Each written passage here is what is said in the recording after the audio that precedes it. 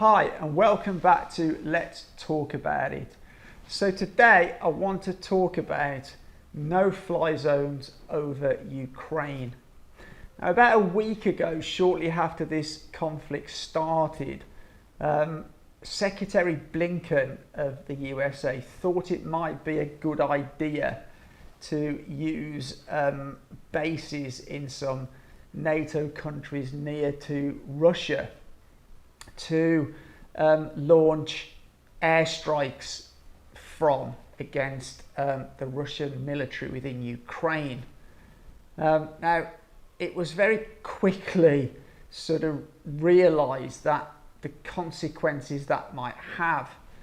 And then instead of doing that, there was a sort of deal put together where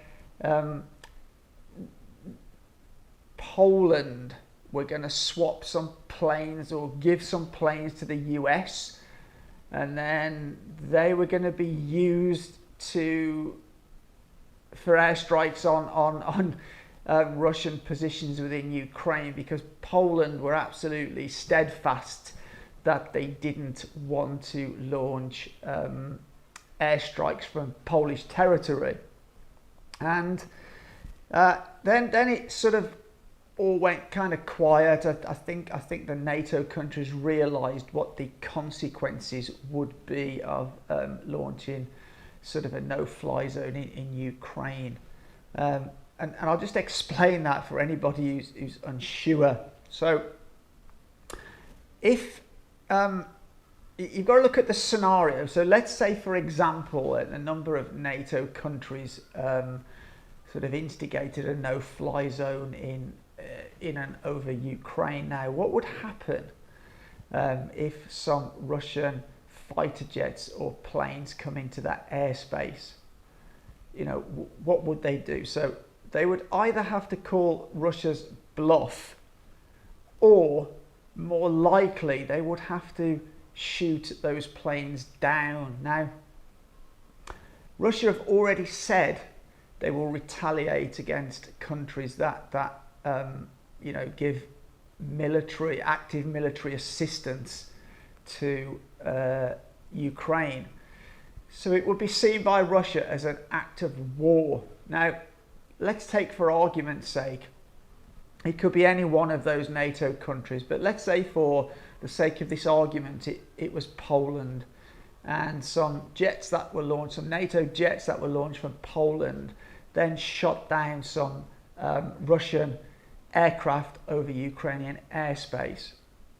Russia have then vowed that they would attack Poland, and if that indeed was the scenario, under the Article 5 of the NATO agreement, other countries would then technically be at war with Russia. So not only would that, start it would mean that the Europe as a whole and the US as a NATO member were involved in the conflict with Russia, but the escalation of that would be that it would start nuclear war, because if Russia thought it was losing, the potential is that they could launch nuclear strikes. If they launch nuclear strikes, then NATO members might launch nuclear strikes, and we'd have an all-out nuclear war, which is obviously not what anybody wants, of course. So up until today, that sort of idea went off the boil. It sort of vanished into the background, because the NATO realised the consequences that could have. However, today I've read in the news that Estonia now are in their parliament had a debate or a vote to suggest that they want to instigate a no-fly zone over Ukraine. And interestingly, Zelensky, the president of Ukraine, has been consistently asking for this throughout the 2 weeks or so that the conflict has been going on. So it's going to be very interesting. I would imagine there's a lot of phone calls between NATO countries at the moment discussing this, but this is a significant move. But I just want to be clear that anybody who thinks, I've actually seen quite a lot of people on social media. The main one I use is Twitter. And I've seen a lot of people thinking that a no-fly zone is a good idea. Well, you know, you just need to look at the facts, and that all that's going to do is escalate tensions and escalate the war, which is not what anybody wants. You know, you've got to remember that there's actually people getting killed in Ukraine at the moment. It's not a game. People are actually dying because of this.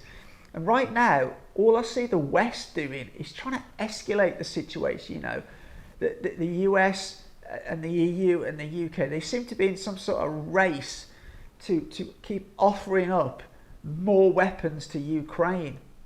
And I personally, I think instead of offering them more weapons, I think they should be putting a lot more effort into encouraging these countries, Russia, Ukraine, and get a mediator to actually broker a peace deal that satisfies both Ukraine and also satisfies Russian security interests.